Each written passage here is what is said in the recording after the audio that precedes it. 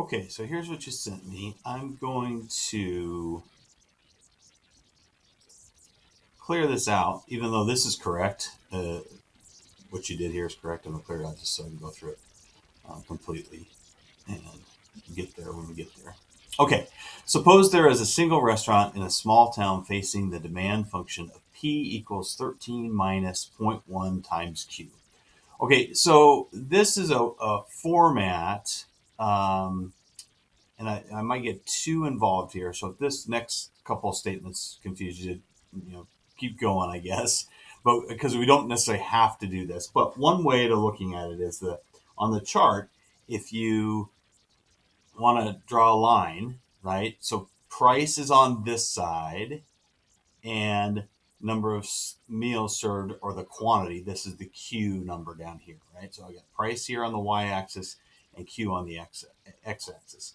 So the equation for a line on that graph is just y, which in this case is the y-axis, right, which is price, equals mx plus b. Okay, so b is, I wonder if I could, anyway, so write that down. Y equals mx plus b. And b is going to be the y-intercept, because if x, and x is, in this case, is q, is the quantity down here, this x-axis, right? So if x equals 0, i.e. q equals 0, that means that y equals 13, right? If you put 0 in for that, you're going to get p equals 13, which is the y-axis. So up here at, I guess, x is 0. So a 0, 13 point, right, is going to start the demand line, okay? All right, and then the other thing you can do, one way of, I mean, there's probably other ways, but one of the easiest way I think there is put now set P or price to 0. So where am I going to get my x-intercept? Well, if I put P at 0 and I solve this equation for Q, and I guess if you need me to do that, I can do that, but I'm just going to say, so put that to 0 and then solve for Q, right? Really what you can do is you can just, in the equation, you can take, if this is 0, you can take this whole piece here and add it, right? So that would cancel out that whole piece, but then you'd have to add it on this side. So you have 0.1 times Q equals 13, and then 13 divided by 0.1 is going to be 130. So you have the 2 points for the demand line. So with that, you can put in the demand line. So 13, well, 0, 13, I guess, technically. And what did I say? 130, 0. So that's the demand line. That equation there tells you that demand line, because, and then that negative 0.1 is the slope, right? And I didn't continue on with my my standard equation for the graph. Remember, I said was y equals mx plus b, right? And y and x in that equation are the whatever's on the axes. In this case, y is p, right, the price, and x is the quantity, so that's q, right? So something times the quantity plus b, and b is just the y-intercept, okay? So if you rearrange this equation to do it the way the standard one is, right, you'd have negative 0.1 times q. So negative 0.1 is the m part of that other equation, right? And q is the x. And then it would be plus 13. So y, or p in this case, equals negative zero point 0.1, which is the m, times q, which is the x, plus 13, which is the b in that standard equation. So hopefully that didn't get too convoluted.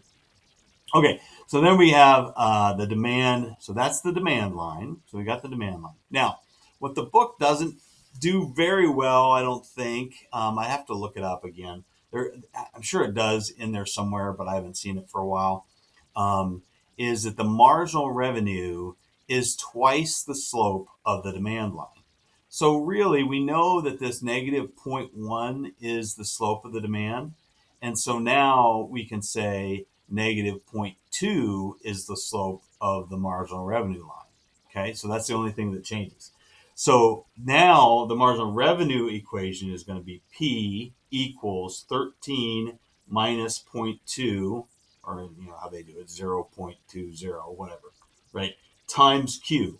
Okay, so you do the same thing. You put in 0 for Q. Well, you get 13 again, and that makes sense because the marginal revenue it had 0 meals served is going to be 0 again, right? So the marginal revenue and the demand line always start at the same place. But it's twice the slope, so it's going down twice as fast. Well, if you solve for Q again, you're going to get what? Well, you're going to get, you can do it two ways. But if you just solve that equation for Q again, like we did before, but with a 0.2 here instead of a 0.1, you're going to get 65. Well, the faster way is, well, if it's going down as twice the slope, right? So when you get down here, it's going to be half the Q, right? So 65 is going to be there. So let's put that one in. So the marginal revenue is going to start at 0 and go to 65 on the meals served, and start at 13, go back down to 0 on the price. Okay, so that's the marginal revenue curve. And then the marginal cost. So it was a constant $3. So when you initially sent this over, you had that right. So let's put that back in there. So that's the marginal cost curve. Okay. And then it says, I think we got everything there, properly labeled. We labeled it all good. Okay. Use the point drawing tool to identify the profit maximizing price and quantity and label that point A. Okay. So this is where I was actually talking to you in class about this a little bit. You can't bite off on the wrong thing. So where is the maximizing profit quantity? Well, that is to maximize profit. Remember, the maximizing profit rule is you set MR equals to MC, right? So that would be right there. However, that only tells you in this case, because we have a demand and a marginal revenue line, right? So that's where the quantity we would be at, but the price at that quantity is all the way up here on the demand line. So that's the point A. Okay, so they're going to serve 50, but they're going to charge $8 per meal because that's where the demand is for at 50 quantity. That's what the demand line means, is that the price is $8, right?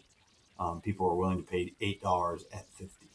Okay, so hopefully, let's see if I did it right.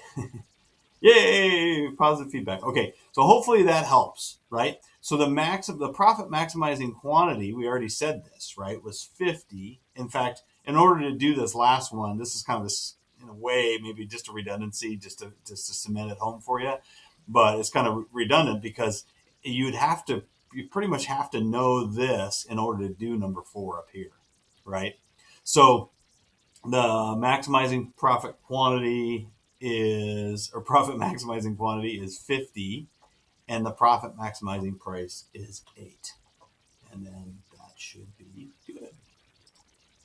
Okay, let me know if you have any questions or if I jumped around too much or you need some further explanation of that.